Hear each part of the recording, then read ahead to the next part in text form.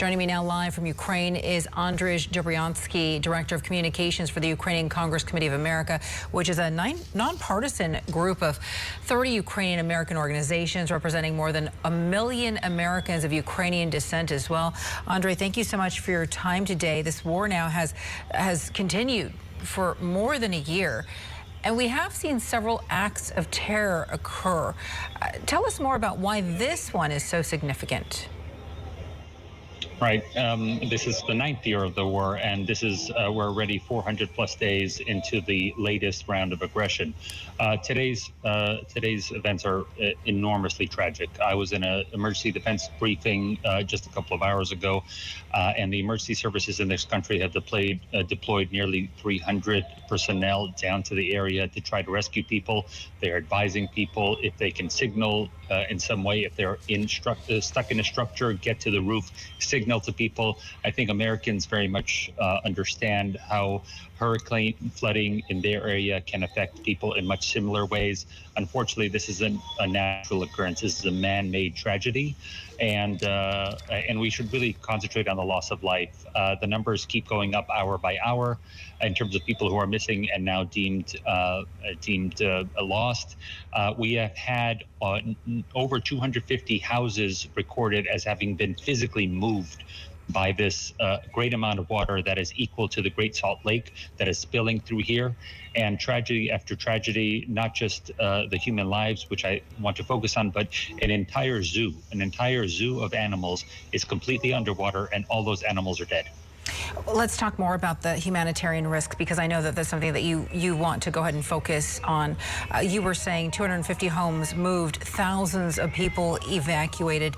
Tell us more about the evacuation process.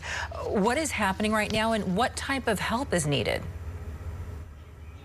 Well, right now, as we heard earlier, this flooding is happening from a dam that was breached under occupied territory. It should be also noted that water from spillways has been released from that dam multiple times since Russia occupied it. So this is not the first time that they've spilled water. It's just the uncontrollable build right now of pouring water into this valley that is just destroying everything. Now, from that point, it spills out into multiple areas. Some areas Ukrainian emergency services can get to, whether that's ambulances, whether that's helicopters, whether that's people with ropes.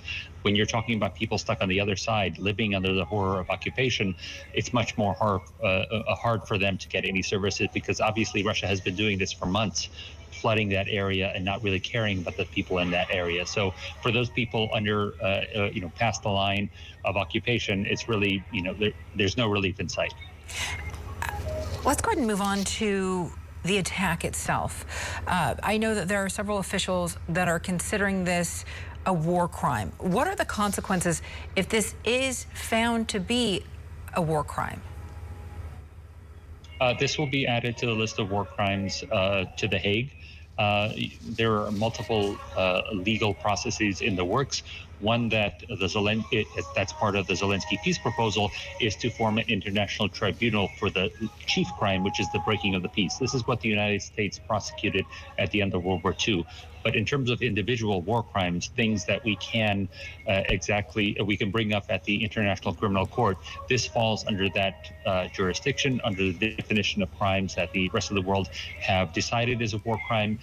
This is what we were worried about when the nuclear power plant, the largest nuclear power plant in Europe, was being threatened. It is currently being threatened because, as we heard in the earlier report, this reservoir was providing the cooling water for that dam, so we don't know how much longer it can hold out.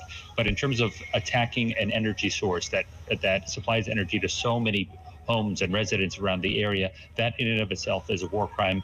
We have not seen any rockets. The area is under constant surveillance. So for me, it's more accurate to describe it not as an attack, but as a breach. Something was planted within that dam, and it blew out.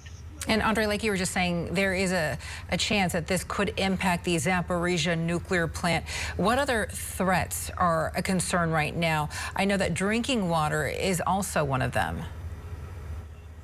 Yes, the dam provided a lot of drinking water for the residents in the area. It fed a canal that Russia was hoping to keep bringing water to Crimea. Well, hoping is one word, because obviously if they blew the dam, that drinking water isn't coming, or any kind of water is coming to Crimea through that canal. There are multiple people that are affected by this, not just one region or province, but 2 provinces gain drinking water, gain electricity. This is really a problem for the summer months, as we have already been worried about the summer blackouts. We knew how hard it was during the winter to keep the power on in Ukraine, how many generators, how many battery supplies were needed to make sure people were warm. Similarly, we don't want people to die of heat exhaustion in the summer, and that's going to require a lot of electricity as well. And Andrij, before I let you go, I might have 30 seconds right here, but is there anything else that you would like the international community to know at this point? Just concentrate on the people, concentrate on the lives being lost, concentrate on the lives under occupation right now. I know that the international atomic observers are going to go to this area, but we need more people to come here to Ukraine to see it for themselves and to talk to those people under occupation. There's not enough attention being paid on them, and it really should be the rest of the world trying to make sure that Russia leaves Ukrainian territory as soon as possible. Andrij Dobriansky from the Ukrainian Congress Committee of America, thank you so much for your time. Thank you.